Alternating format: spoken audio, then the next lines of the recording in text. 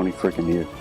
Like, it's been a long run, and I've enjoyed it. And what better place to finish than in one of the cornerstone franchises of the NFL with Mike Tomlin and a great group of leadership and great guys in the city that, expects you to win. What was your initial reaction, Dan, when you saw this from Aaron Rodgers? Now we know that it's one more year of him, and then that's it. Yeah, not surprised. It kind of felt like this was going to be the last year for Aaron Rodgers. It took Aaron a while to at least get physically and mentally fully into being a Pittsburgh Steeler, and give the Steelers organization credit that they waited on Aaron.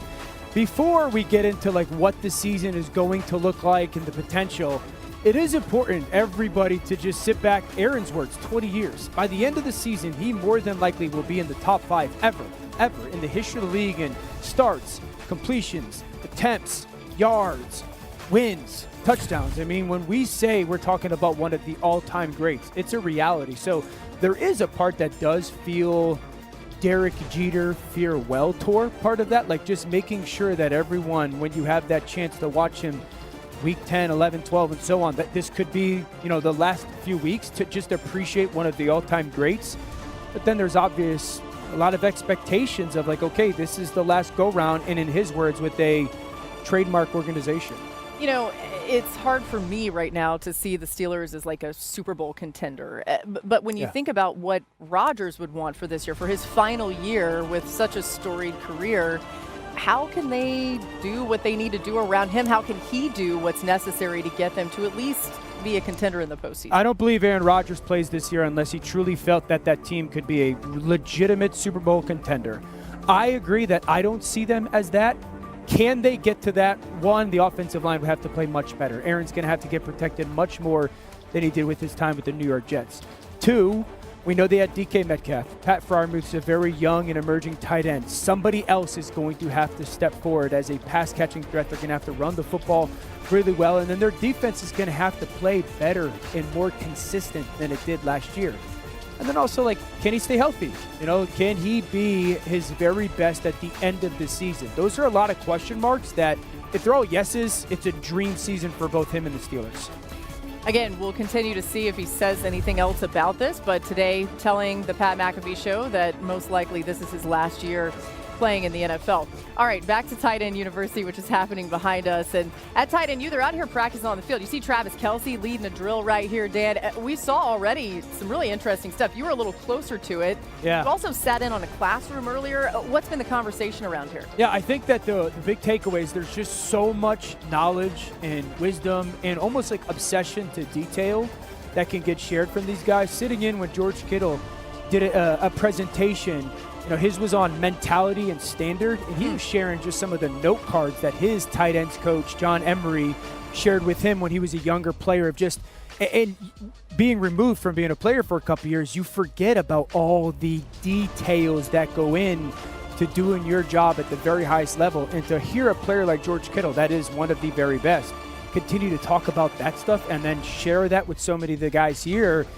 it makes you fall in love with the game again. It also makes you realize how 80, 90 guys that play that position in this league come back to this event every year. It means a lot to him. Let's talk a little bit more about George Kittle, who, of course, was the brainchild behind this event. George Kittle, since his debut in 2017, no player, be it tight end, running back, or wide receiver, has gotten more out of the big plays than George Kittle. You see this. He's gone for at least 20 yards after the catch on 48 different receptions in his career, the most in the NFL in that span. Who's here? We got George Kittle, who really is responsible for all of this incredible tight end U. We've been talking a lot about the fact this started in 2021. Why did you want to get this going? Really, it just started off as a random conversation between me and Greg Olson. It was the last game of the year of 2020.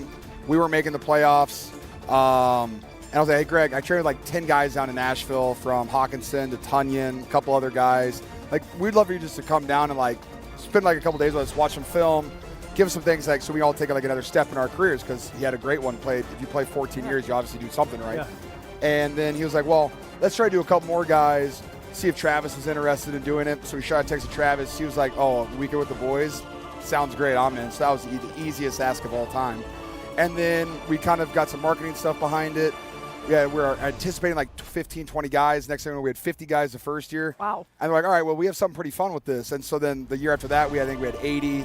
We're averaging between 70 to 90 guys every year. This is awesome. I mean, it's so impressive to watch everybody run around. So you play for a great coach in Kyle, super smart. I actually got to sit in when you did a presentation today for about 15, 20 minutes. You kept talking about a coach, John Embry, I believe. Yes. Is there a guy here that has come to this for a couple years now? You're like, I want to see one day how that guy's going to be as a coach, a tight ends coach or something. Who would you want to be that guy? Oh, right now, the obvious choice would be Greg Olson because he's literally our dad out there on the field. Travis will say the same thing. We call him Coach Dad, the way he yells at us. He'll yell at his kids the same way he yells at us. We're going through a warm-up. He just yelled at his kids 10 minutes ago. We were running through the warm-up drills, and he goes, hey, I just want to stop you guys for a sec. Only half you guys. And we're just doing a nice light warm-up, just get the body going with the football to quarterbacks. Because only half you guys are tucking the football. Why would you not tuck the football every time you go through it? Stops the whole drill. It's just like, that is somebody that you want. I mean, he's a great coach for his kids, but he's a great coach for everyone out here too. So I think he's number one choice. You see why the greatness was something that's synonymous with his name. All right, now there's yellow jerseys out here. You got some QBs, but we have a QB right here. I'm curious, why did Orlovsky not get the call? Like, he can throw it a little bit still.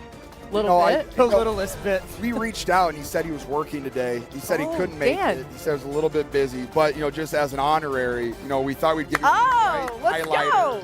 Let's go. Use shirts, just so you feel like you're a part of the family. I finally get to feel like part of the group. I saw Fitzy wearing his, so Fitz showed up just this morning just to throw for us today. Listen, if you're giving me, I want to throw some today though. You can hop out whenever you want. Let's do it. Gives you an excuse to get off the set. And now you can't get hit. You might have gotten hit. Oh, no. Gronk will hit you. Yeah, I'm sure he'll find a way. Yeah, Gronk will find a way to hit you. I'm going to put this on. I'm going to throw it a little bit today. I can't wait. I have another question. Go ahead. I mentioned Kyle. Yeah. Everyone talks about how smart Kyle is, rightfully so, and how much he helps guys succeed, right? Sure. As the tight end in that offense, though, what's the most challenging part of being in that offense? I think the two things that stick out to me right away is you're responsible for a lot of one-on-ones in the outside zone. And that's anywhere from Von Miller's. So you're blocking the best defensive ends in football by yourself. One-on-ones. And, we don't try to always do that. You see a lot of the stuff me and Juice do together where we're, kind of double teaming an end off to a corner or a safety. But there's just times where, you're required just to do that. And then throughout my career, I've at least done, a handful of one-on-one pass pros versus these defensive ends as well who get paid $35 million to rush the quarterback. And I do not get paid $35 million to protect the quarterback. I'm not Trent Williams, but I try my best out there. So you just get left on an island sometimes. But I love that challenge because as a tight end, we're the only position that gets to do everything. Catch, block, pass pro. You see tight ends throw the football, kind of do everything. And so I just want to be great at all those things. And so it gives me an opportunity to be great at those things. We saw Brock Purdy finally get paid. Finally. Yeah. How excited are you for him and